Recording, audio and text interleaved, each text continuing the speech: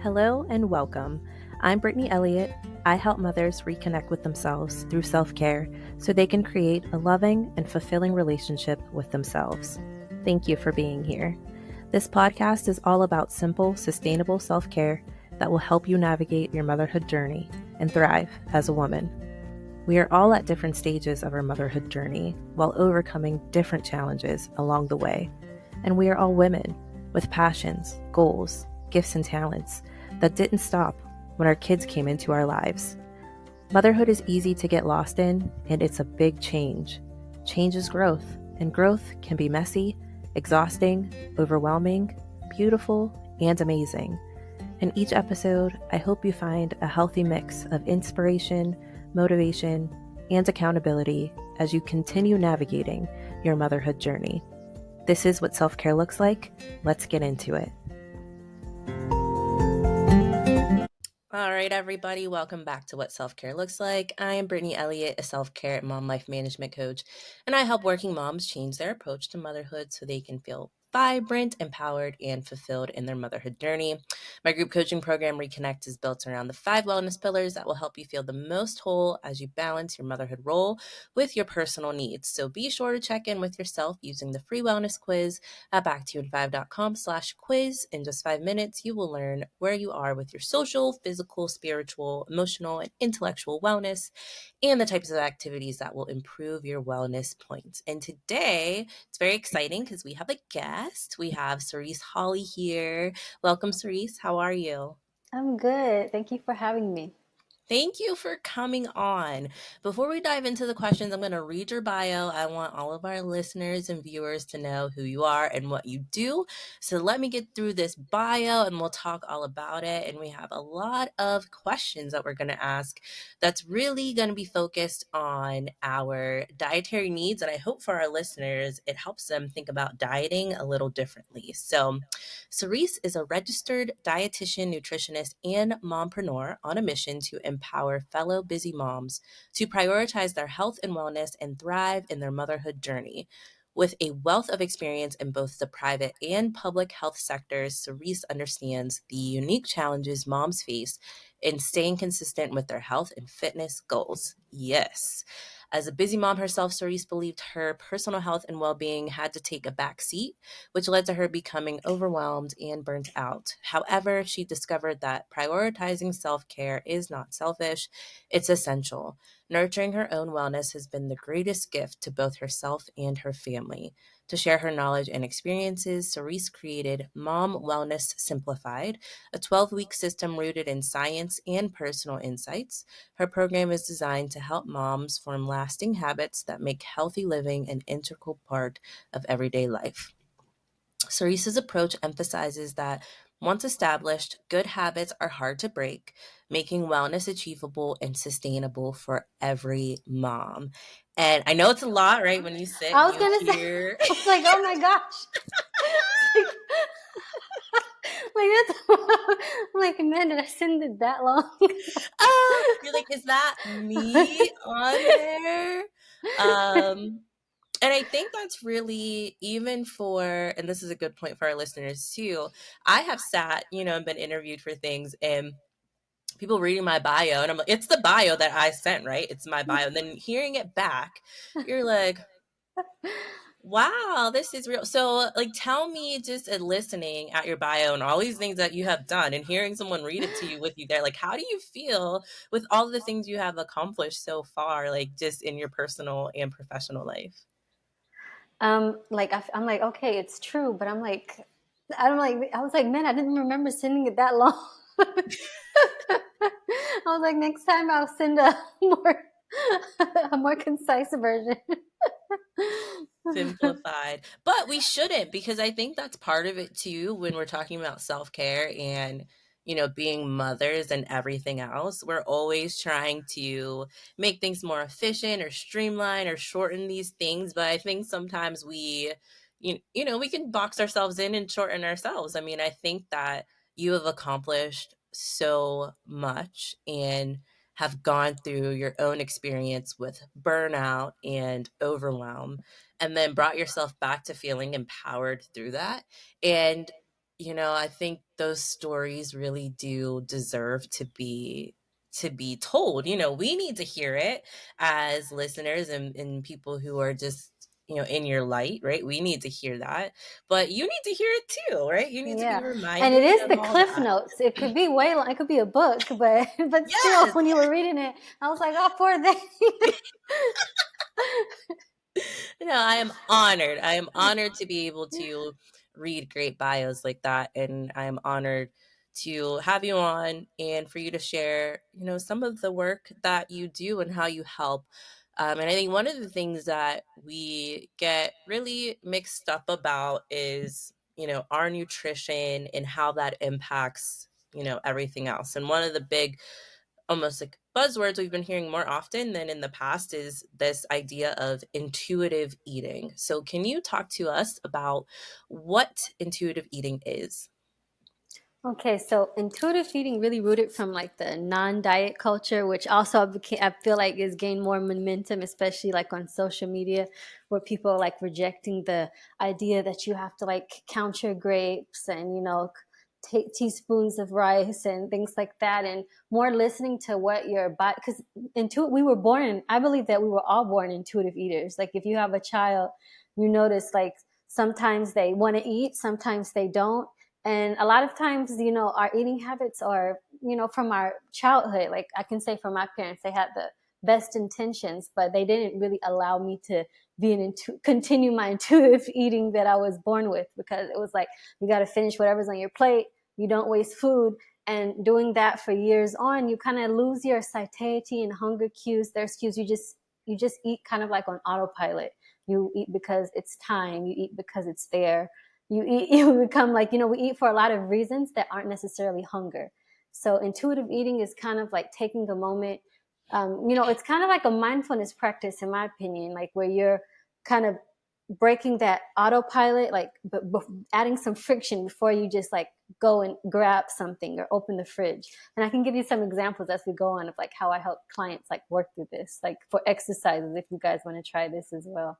But yeah, just kind of like stop eating an autopilot and kind of listening to what your body needs, what your hunger, like respecting your hunger and respecting your fullness, amongst Ooh, other things. Yeah. I love that because it's two points there. Respecting your hunger for sure, because I noticed that I wasn't doing that maybe 6 months to a year ago, where I would get hungry. Let's say it's 10 a.m. or 10:15. I would get hungry, but in my mind, I was thinking, I'm not planning to take my lunch until 11. So then I would push to that time and not allow myself to eat until Yeah, then. And then I was like, well, why am I doing that? Because what would happen is then I would snack on something that wasn't exactly the exactly. right thing to hold me over until that 11 o'clock, 11:30. But I learned that when I started to actually eat when I was hungry, my days went a lot better, right? Which it should not have been that groundbreaking of an idea to eat when you're hungry. But to your Right. point about with childhood, it's the opposite of what we're brought up to learn. Like, you go through school and you eat at these certain times. People are telling you when to eat when you're Right, a child. People tell exactly. you what to eat. And then before you know it, you're an adult and you're like, am I eating because everyone else is eating? Am I eating because I'm hungry?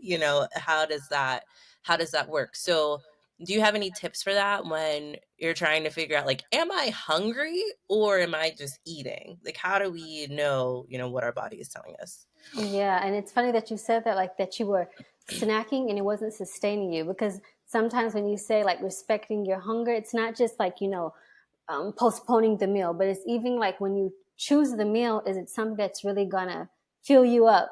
Like respecting your hunger is also eating a proper size, proper portion, enough, macronutrients there to really like, serve that hunger.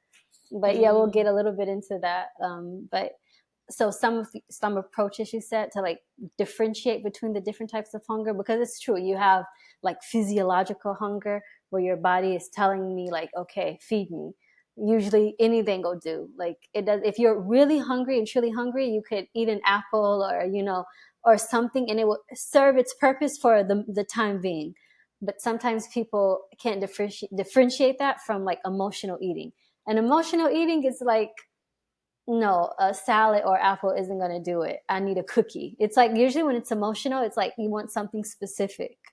Either if you're a person who like prefers savory food, so you like, I need some French fries right now or some chips, or if you're a person that prefers like sweet food, so if you're like, oh, I want a cookie right now or a piece of cake, so that's more emotional. Because if it's true hunger, anything that you put in your mouth will calm down your stomach for a moment until you like get a proper meal. So that's kind of like what you can do to see if like you're really hungry or not.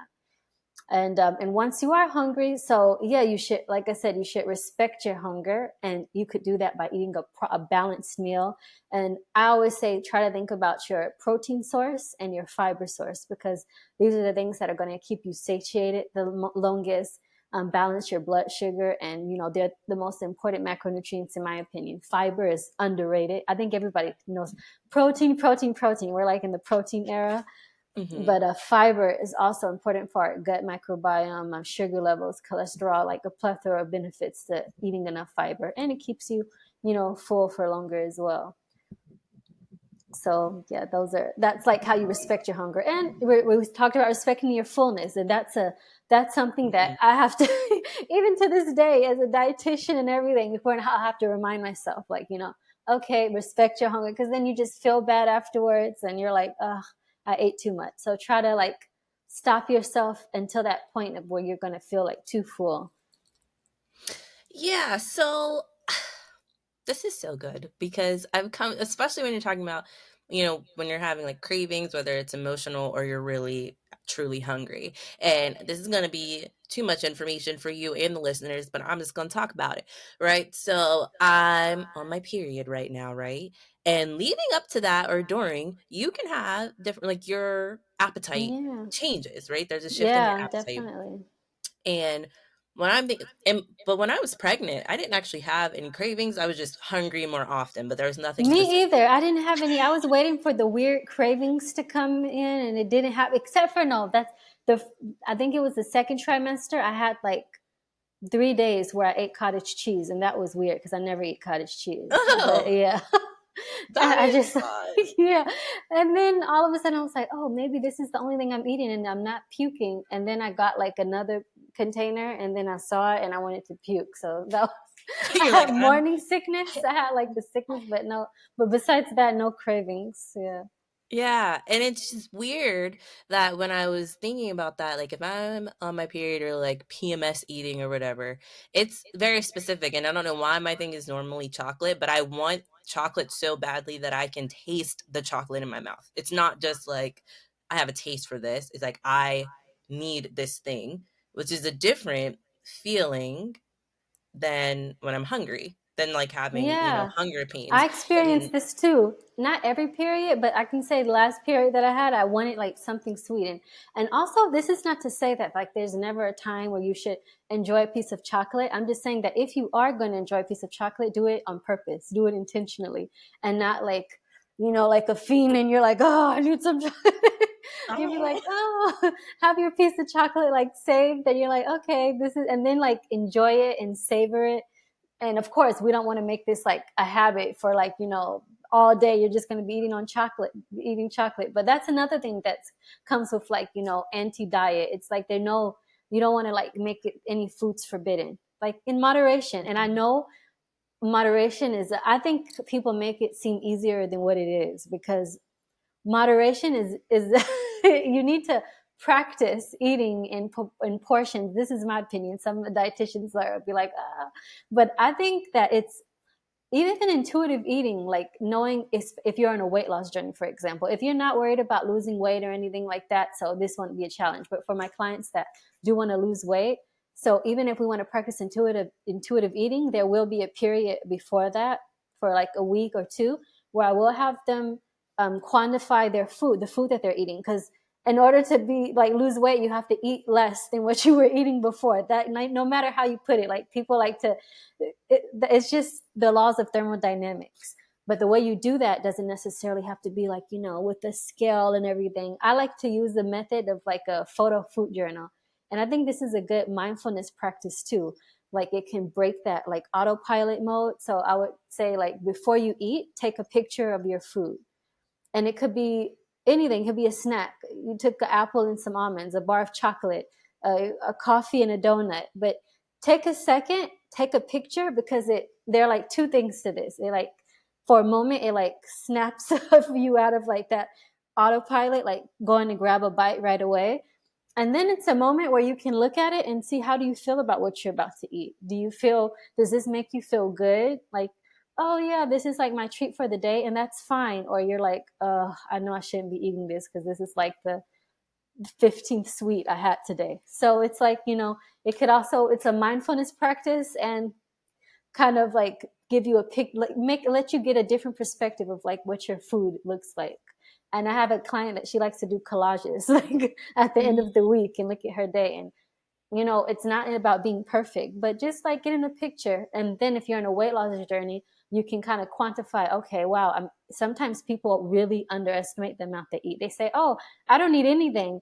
And then when I give them this picture, like exercise, then they're like, oh, wait, yeah. And then they even remember, like, I took a lot of pictures. And then they even things that they didn't take a picture, because they're like, oh, it was just a handful here and a bite here and my kids' leftovers, and all those things add up. So this can also help us kind of quantify and know, okay, now from this portion, take off a tablespoon here and there. And that's how they kind of like lower their calories without really measuring or things like that, Yeah, that's or very, counting.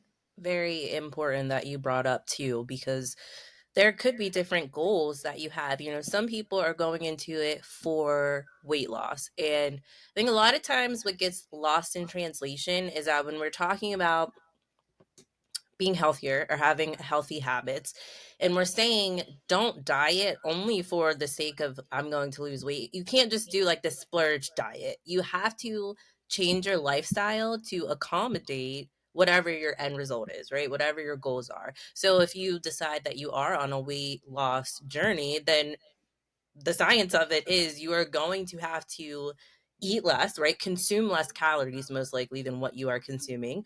Eat Right, different things for that will be promoting weight loss. And you're probably going to have to increase your physical activity, right? There's just right, a lot of things that have to happen. But for you to just say, I'm going to do this for 6 weeks and then abandon that and go back to what you were doing. So now we're going to rev up our weight again, because that's just how that's the science of it. So why, besides that, why is it so important to really ditch the idea of dieting and more so adopt a lifestyle of healthy habits? because diet always, to me, it always implies like, or I feel like clients take it as like something temporary.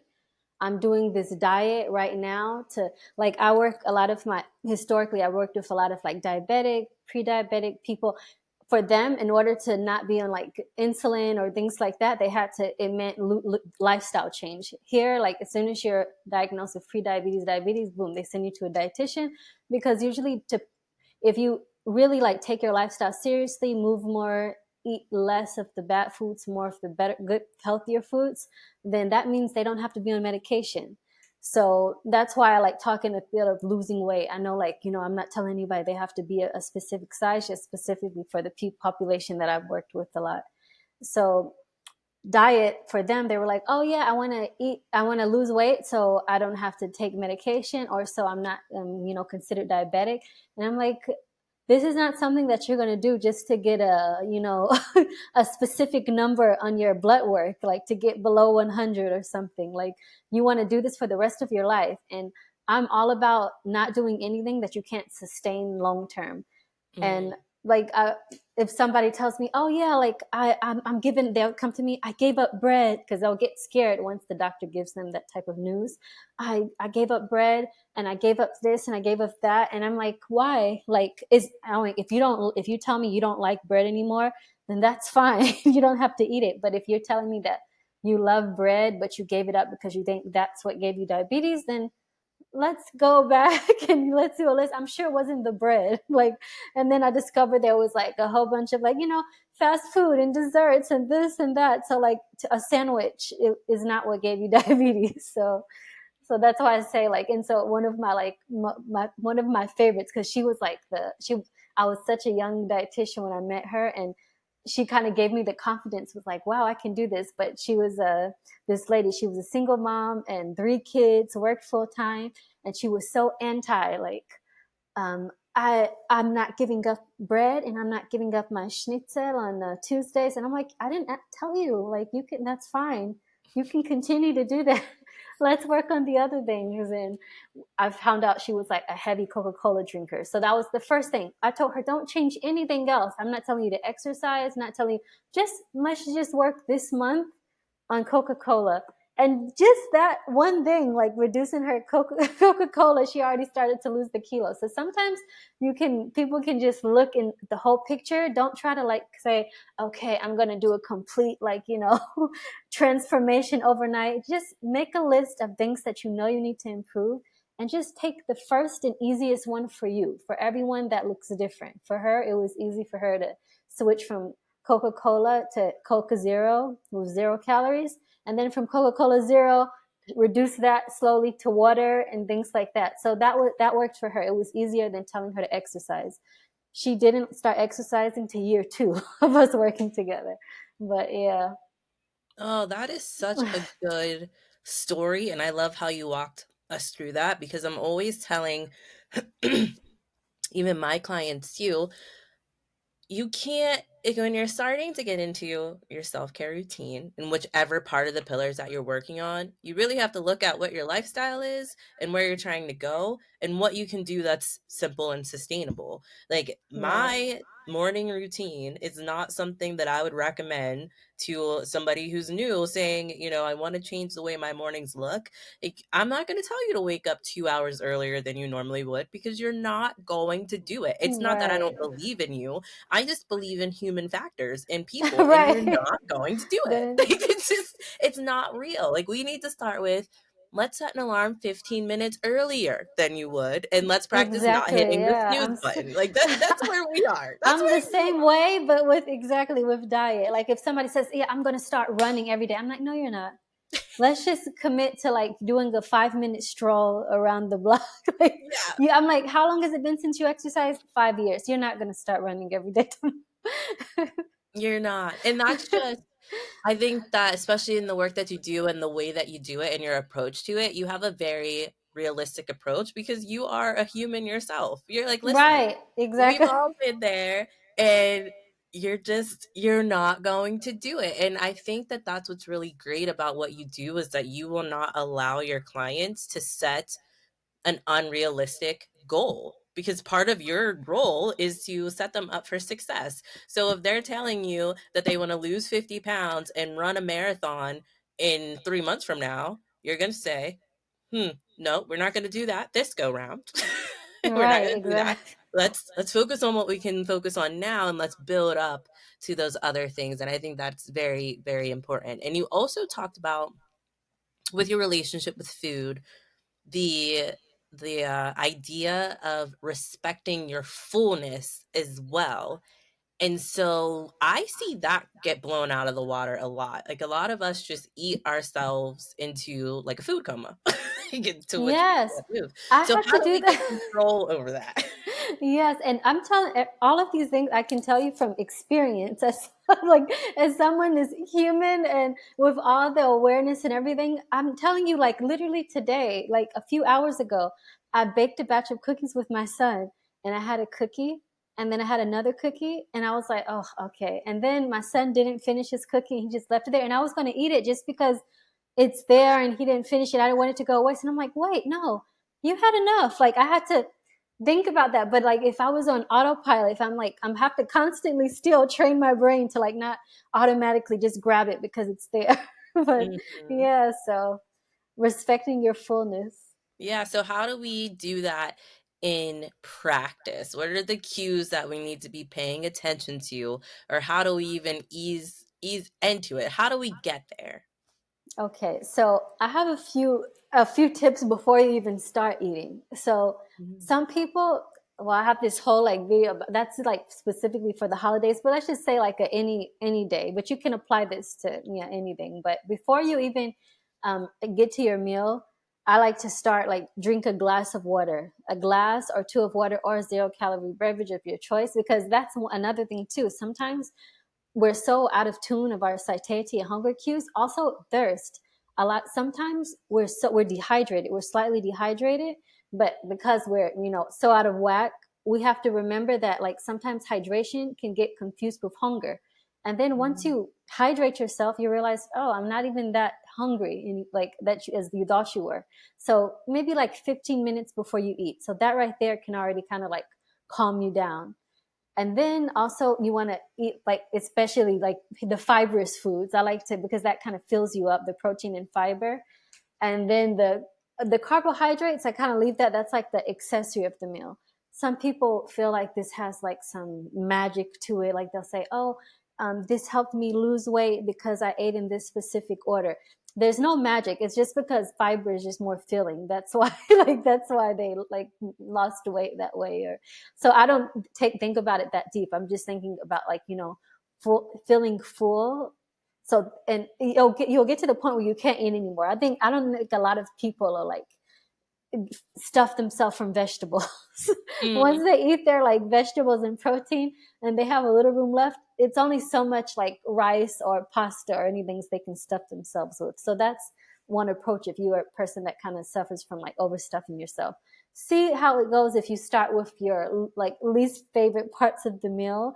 Or if you love vegetables, to me, I love a good salad. Like it's the most nutritious part of the meal, in my opinion. So that's what I try to start off with, my protein and vegetables.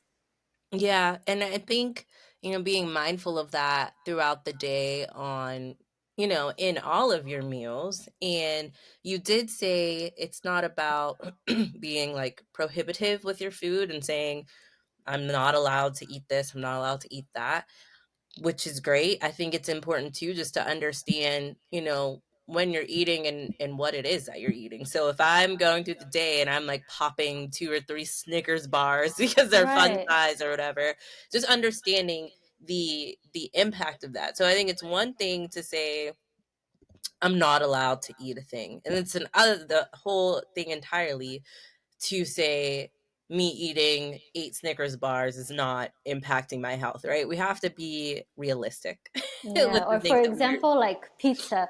Some people think like, oh no, but pizza is so fat. No, pizza is fine if you're like not lactose intolerant or sensitive to gluten with celiac or something. But like, I'll just say, I could easily eat like I don't know half a tray of slices of pizza because I love pizza. But I know that that won't be doing any service to my health, to my body.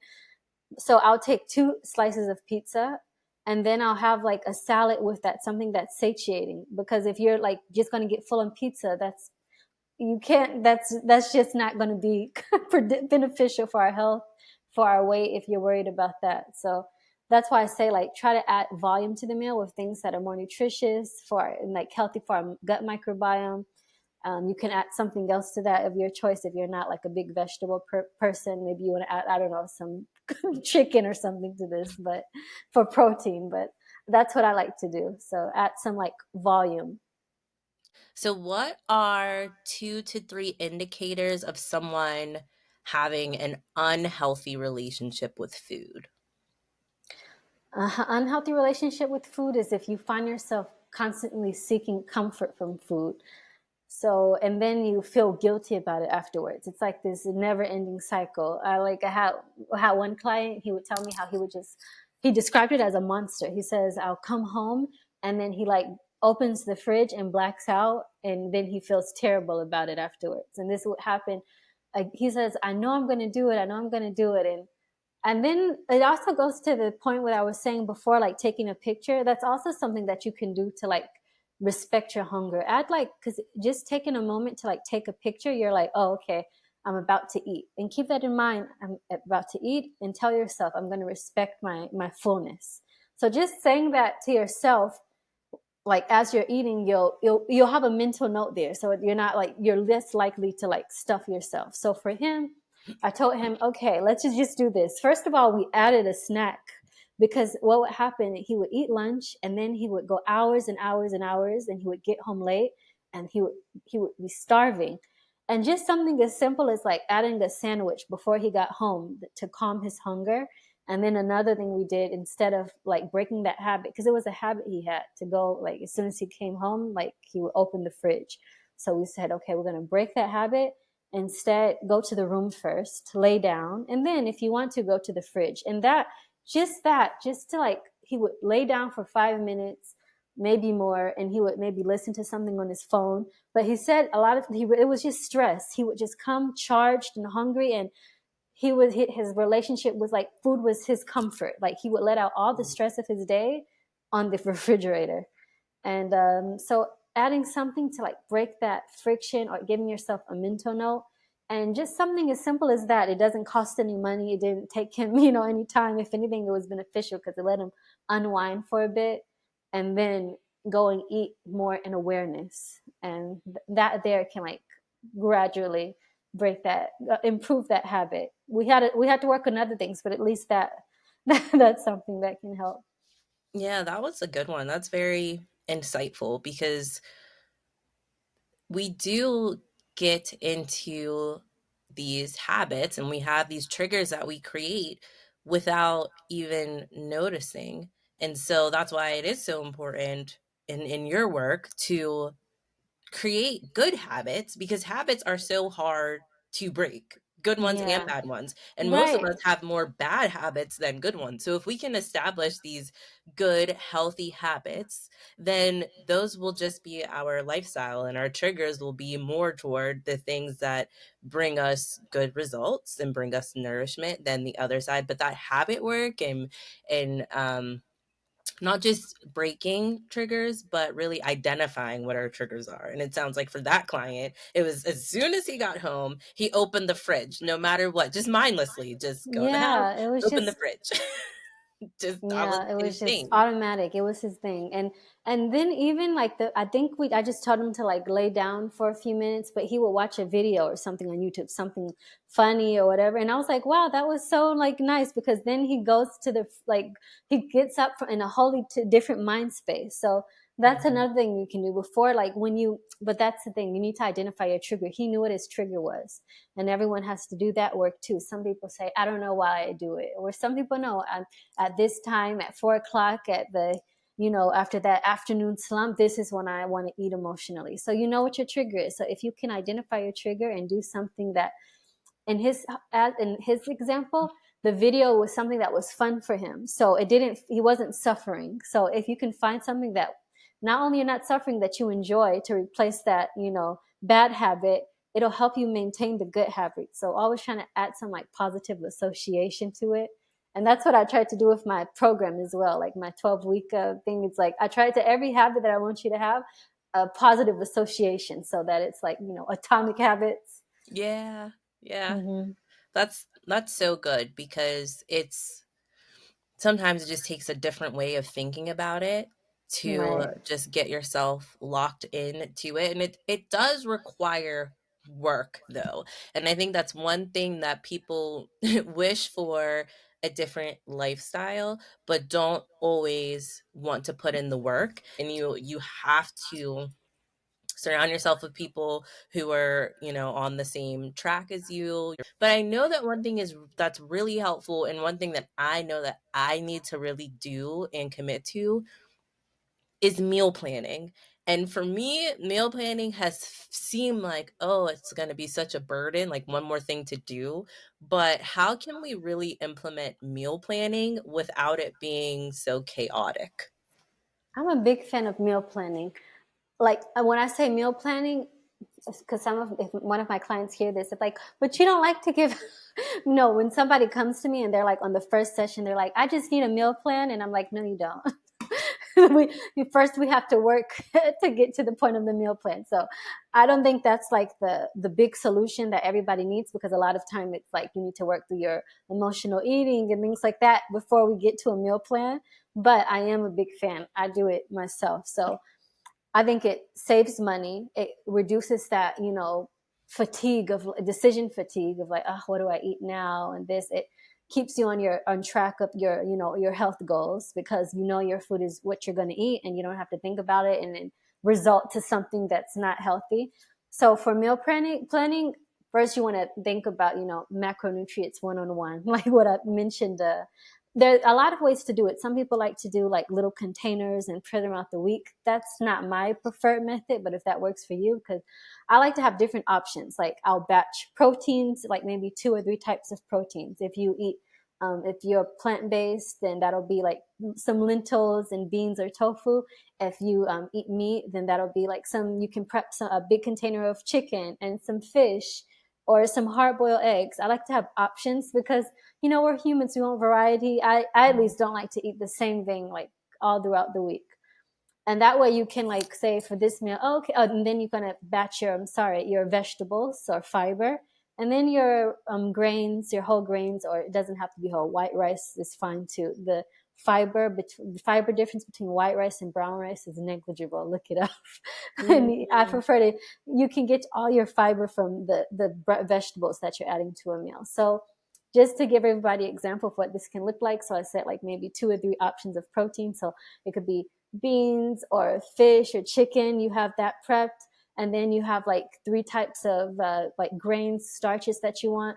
That could be some potatoes, or it could be some rice or some pasta, a pasta salad or something. And then 3 different types of vegetables. Maybe you have some broccolini, and you have some salad bags to make it quick, or I don't know, some carrots. And then you can mix and match them. And like I like to also prep like which dressings I'm gonna have, and some hummus and some tahini. And then it makes it really fun. You like come into the fridge and like, oh, I have all these. You like everything you have is like healthy and good, and you have a lot of options. And yeah, but plan that out ahead of time. Try to think what are you gonna eat? Then go to the grocery store, buy all the ingredients for it, and it doesn't even take that long.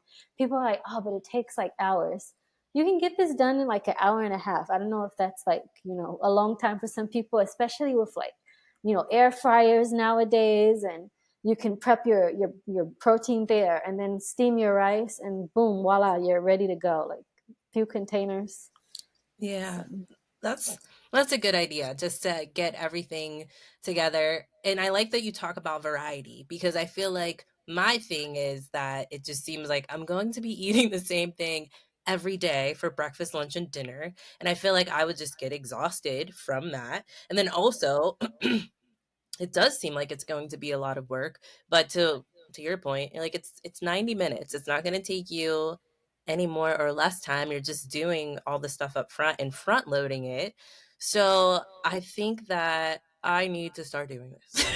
And I'm someone who like I like it's kind of like my therapy. I like to cook and it's my love language. But if you're not like one of my neighbors, he doesn't like cooking everything. And I was telling him this. I'm like, then just in the supermarket, you have so many options of prep things. You have prepped hummus. You don't have to be extra like me and make hummus. You can buy, a container of this. You can buy your dress. Like just if you're like on a health journey, you do want to look at the nutrition labels and see, okay, is it how many calories, added sugars, things like that. But you have a lot of options nowadays. The Like all of these companies, they know that the consumer wants healthier food. So I like any supermarket you go in, you can find an option that's cleaner, quote unquote, because sometimes that Mhm. gets thrown and it's not necessarily.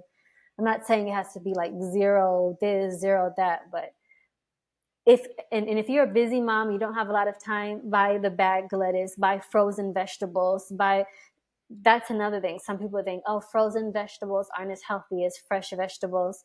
Actually, they did some study where, and I'm somebody I love, like I can tell the difference. So I like fresh vegetables. I'm saying if you don't mind frozen, just know that a lot of times with the freezing methods they have now, they literally come from farm to freezing to fast freezing, and they often have more nutrients than the ones who have been sitting, who knows when they got to your supermarket and how long they Mhm. were standing there. And that air, light, all of these things cause our vegetables and our produce to lose its nutrients. So if you prefer, like if it's quicker for you to eat frozen or canned or whatever, do what you got to do, mama. And I used canned chickpeas the other day. I just wanted to add like some fiber and protein to a salad, and I just can of chickpeas, cucumbers, tomatoes, olive oil, boom. My husband loved it. He was like, oh wow. And it took like 7 minutes.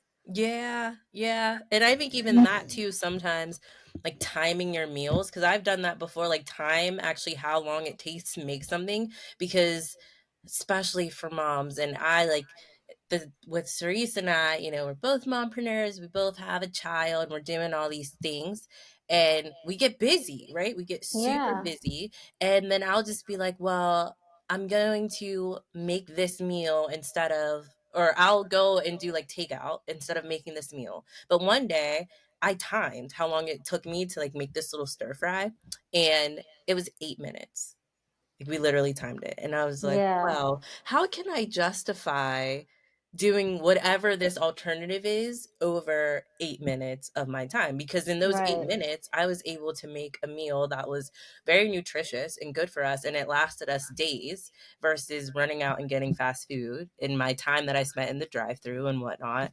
Um, and then I only had 1 meal, right? And then it right. cost me triple the amount. And so just little things like that, when you think of it, it's like, do you not have the time, or do you not know how much time it would actually take you? So I love that you mentioned, how much time it would take you and that we have other options. Like for me, I use all frozen vegetables. I get the rice that's like microwavable or ready rice. Yeah, I have canned beans. I have all that.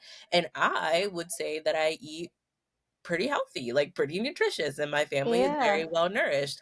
And I just don't have the time or desire to do things like fresh and like I just don't have that. But I don't feel, any less than. So I love that you brought that up because a lot of times as And mothers it's we're just so as hard on nutritious, if ourselves. not more, just so If you not know. more, right? Yeah. But what if I Some just things would. I wish I liked frozen broccoli because it's so cheap where I am and it's like, but I just don't like the taste of it. But I wish like I did.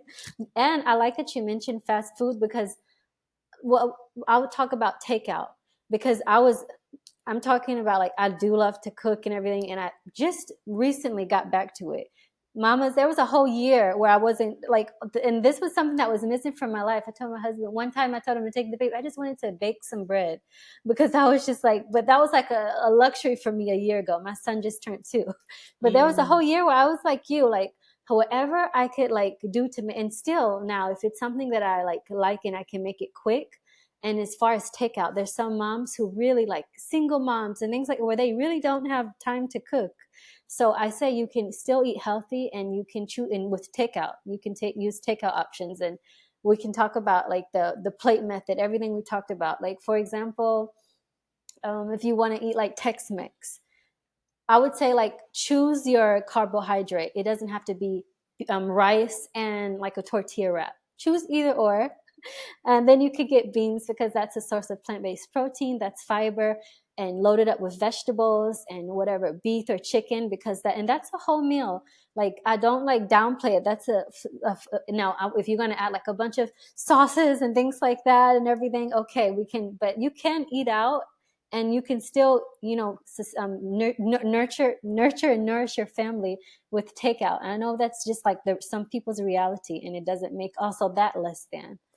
mhm. Yeah, that's a good point. I love that you Yeah. brought that up because there does become a lot of, we will compare, right? We will compare, Mhm. we will get on social media and we'll look, and I'll be like, "Oh, look at Cerise's meal. She made that and that was great and she actually took her time." And like, "Wait, does that mean that she loves her family more Ex- than me? Am I no, less yeah, than? Why am I not exactly. doing that?" And we'll do that, right? Instead of just saying like, "Oh, that's awesome that Cerise did that and she made that." Like, "Oh, I want to take a picture of what I made. Like, look at what our kids are eating. Look at the fact that we showed up and we are feeding our children." And I Yeah, think that's that just should be it. preferences and how people choose to utilize their time.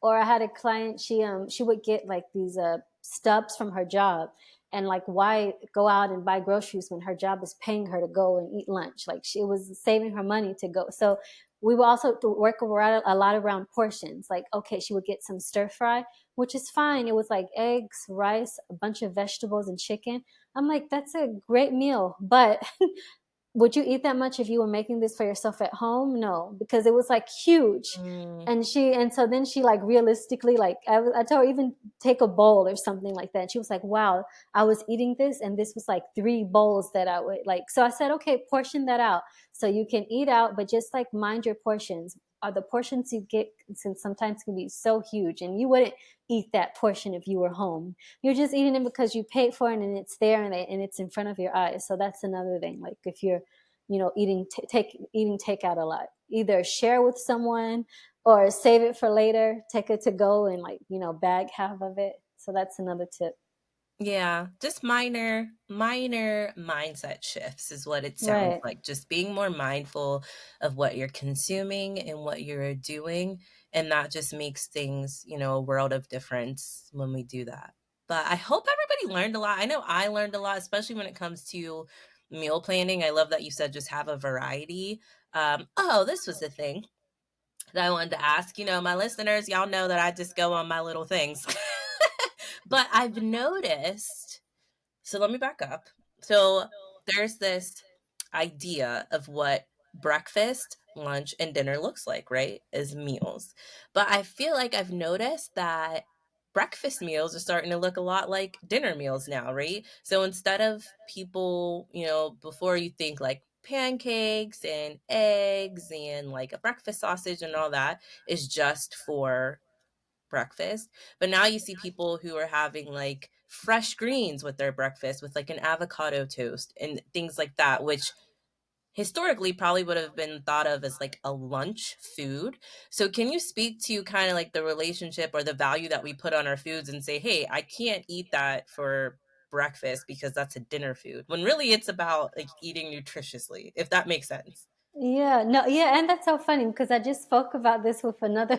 I was in a podcast last week, and it's such a cultural thing because, like, I'm a Mediterranean girl, so our breakfasts are savory, and Mm. it is true. I remember when I was in a hotel in the States, and me and my friend were like, where are the like everything, and we were like, is there something that came out the earth?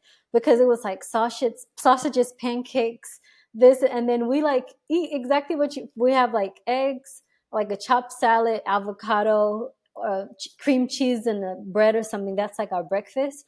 And then what, like, we'll eat sometimes like cereal and yogurt or something like that, and that's usually for dinner. Like we'll have that for breakfast, and then we'll have like a big lunch, and then dinner. Usually people like come home, they're tired from work and the kids, and then it just will be like quick things, like maybe some like yogurt with cereal, or maybe pancakes or something like that. So it's just cultural. And yeah, it doesn't matter what order you eat your food, and you can eat breakfast for lunch, lunch for breakfast.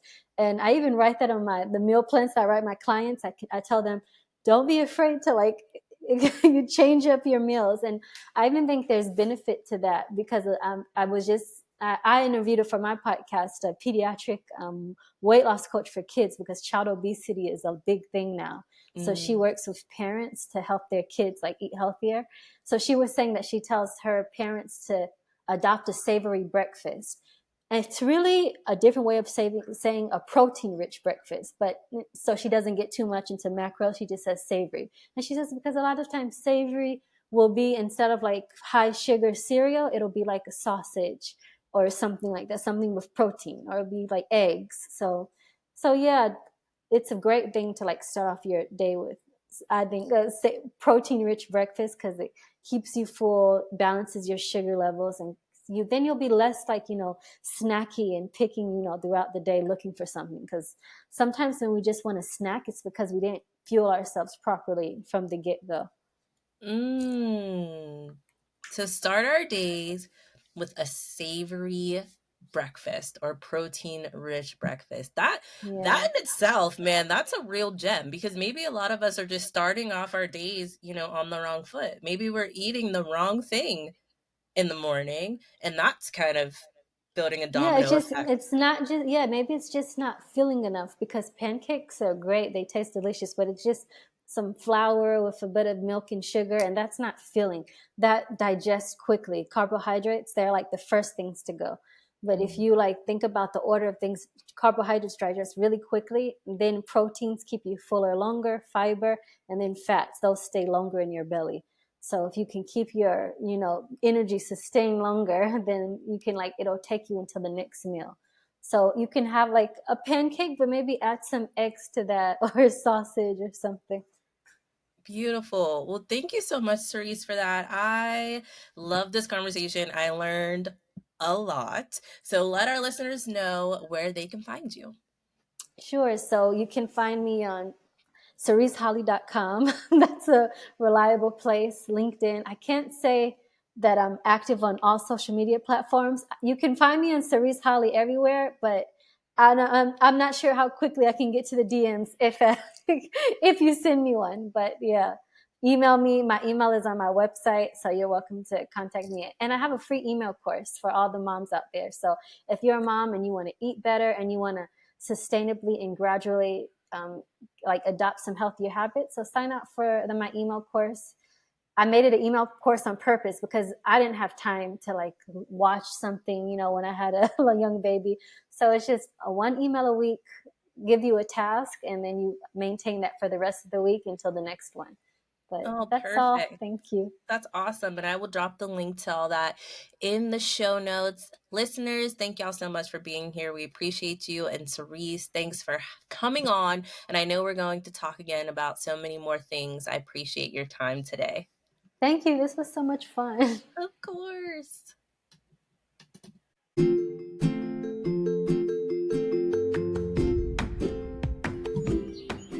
Thank you for listening to What Self-Care Looks Like. Again, I am Brittany Elliott, a self-care and mom life management coach. I help working moms change their approach to motherhood so they can feel vibrant, empowered, and fulfilled in their motherhood journey. My group coaching program, Reconnect, is built around the 5 wellness pillars that will help you feel the most whole as you balance your motherhood role with your personal needs. So be sure to check in with yourself using the free wellness quiz at backtoyouin5.com/quiz.